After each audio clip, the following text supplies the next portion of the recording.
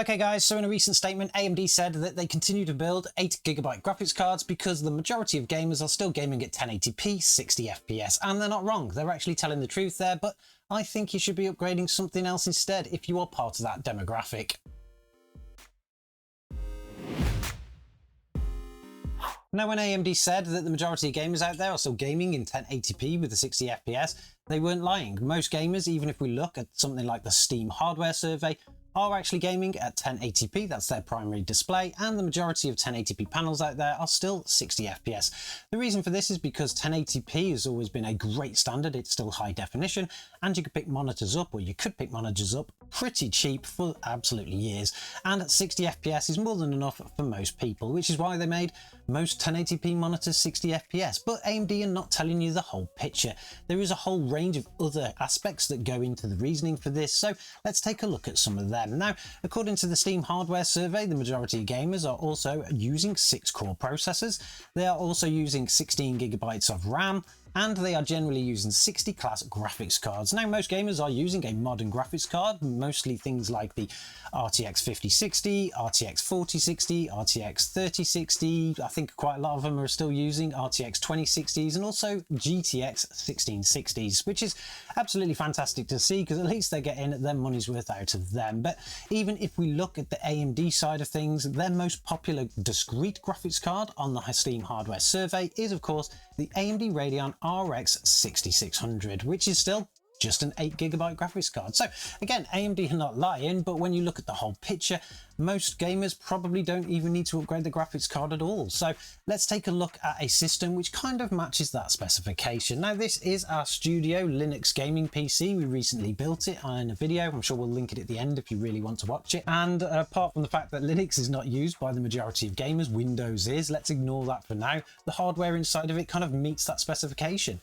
For the CPU, we have the AMD Ryzen 5 3600. That is a 6-core, 12-thread processor, and it also kind of comes within the range of the 3.7 GHz, which is also what Steam says that the majority of gamers have. It has 16GB of DDR4. It is running in dual channel, so there's 2 sticks of 8GB in there. Very common setup for most gamers, even if you are on a very tight budget. And then when it comes to the graphics card, we do in fact have the AMD Radeon RX 6600 8GB. So this system, it pretty much matches what the majority of gamers are using. And if we were to kind of benchmark this, you're pretty much going to get 1080p 60 FPS in 99% of games.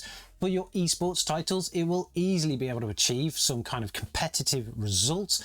And even when it comes to your AAA titles, this thing will actually get the job done. So should you upgrade any of this system? I'm sure AMD would love you to go out and grab a new 9060 XT graphics card for £300 or above.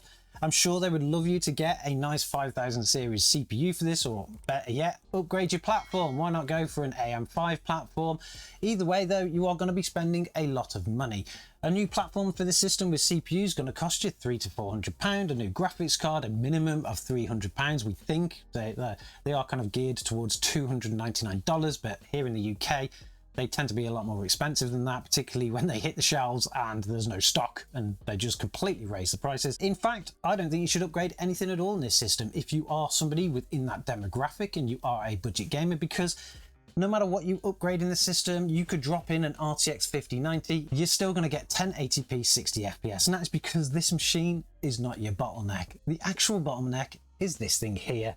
Now, this is a very typical old monitor. It is from Dell. It's something that somebody gave me and is going to be very commonly used out there by gamers because they're pretty cheap. They come from offices and you can pick them up. They have nice connections like DP connections, particularly if they did come from an office.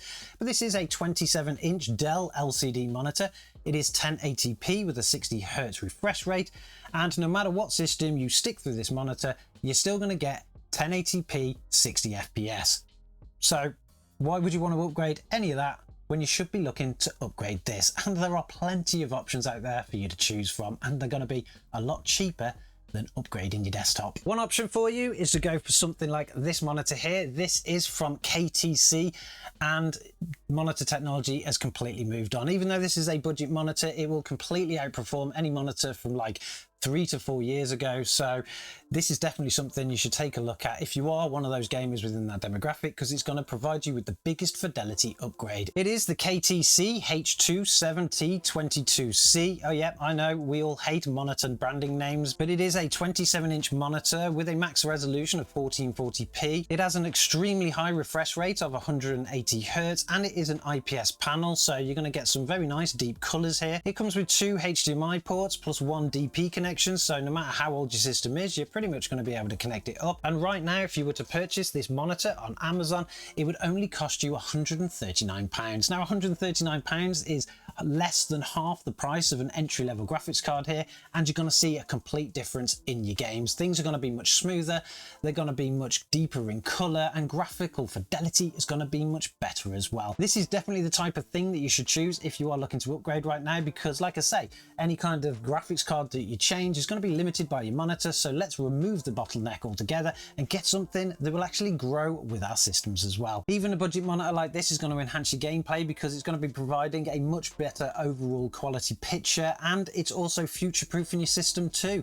You can't really upgrade the system yet because you don't have the monitor, so why not upgrade the monitor? It's much cheaper. You're going to get a big benefit now, and for the future you're going to be able to go much higher in resolution, as well as getting much more frames on the screen as well. The other benefit to actually upgrading your monitor right now is because even a system like this with an RX 6600 will still play many games out there in 1440p, and unfortunately you can't do that on your old monitor, but with this one you can simply just increase the graphical fidelity of your operating system, and your older games now will actually play in 1440p perfectly fine on that system. So not only are you getting a upgrade for the future, you're also getting a massive upgrade now without even changing anything in the system. This is definitely something that I think you should check out, instead of paying these ridiculous prices for these entry-level graphics cards now that really are not moving the bar at all. They're still 8GB. We've had 8GB cards for over a decade now. We recently did a video on the older AMD Radeon R9 290X. That was actually one of the first graphics cards to come out with 8GB of VRAM, and that was 12 years ago. So over a decade later, we're still producing 8GB cards. So I would leave them on the shelves at the moment. Let's wait a couple of generations. Let's wait until they kind of really boost that VRAM up. An upgrade like this is going to be much better for you. So definitely go and check these out. Like I say, you can pick this exact model up right now from Amazon for £139. KTC actually sent this along to us to do this demonstration, so a big thank you to them for doing it. I've been using this monitor for a few days now in replacement of our benching rig one, and it is absolutely fantastic. It offers some really deep colors, a really good quality screen, and the refresh rate when you kind of boost it up to that 180 Hz, which you still will be able to do with that RX 6600 there. It will still do games at over 100 frames per second in 1440p, some of the older ones, so that's going to look fantastic for you. And I've been generally really pleased with it overall. It's got loads of different features in it. We've got FreeSync enabled in there. We've got lots of different configuration on a little stick on the back. It's not like the cheaper monitors, and even though the screen is not fully gloss, it does have a nice little shine to it, so things look fantastic as well. Let me know in the comments below, are you somebody that is using one of the majority based systems with something of this specification, and what kind of thing are you looking at upgrading next? Will monitors now be one of the things that you put on your list, or do you already have a very nice 1080p monitor?